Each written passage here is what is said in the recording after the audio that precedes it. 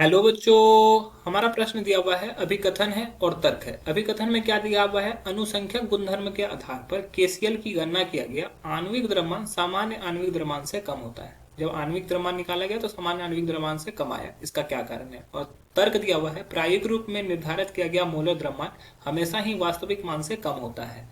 तो क्या है होगा सही उत्तर, इसको समझते हैं। तो अगर हम लोग बात करें यहाँ पर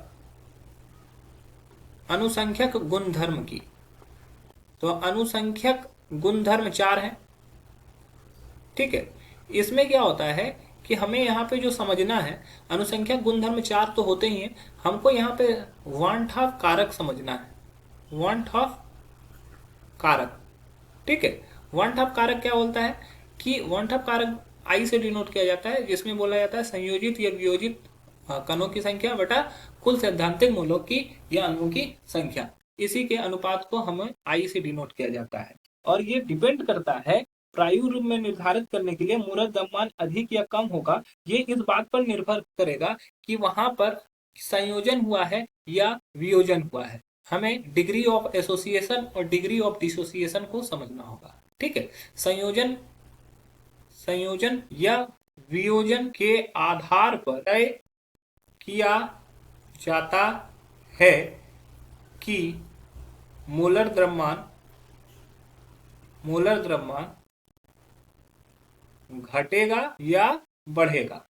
तो अगर हम लोग इस प्रश्न को देखते हैं तो हम लोग के पास केसीएल दिया हुआ है।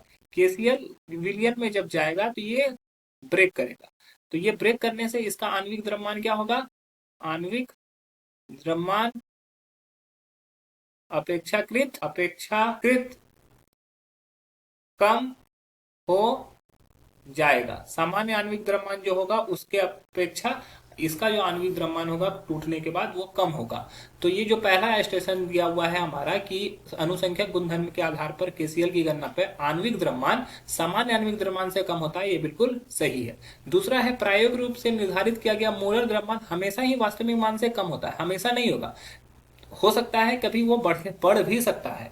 जब हो सकता है एसोसिएशन हो जाए तो उस समय हो सकता है उसका मान बढ़ भी जाए। तो ये हमारा गलत दिया हुआ है। तो हमारा जो पहला एसर्शन दिया हुआ है, अभिकथन दिया हुआ है, वो सही है, जबकि हमारा तर्क गलत है। तो हमारा ऑप्शन सी सही हो जाएगा, अन्य ऑप्शन गलत हो जाएंगे।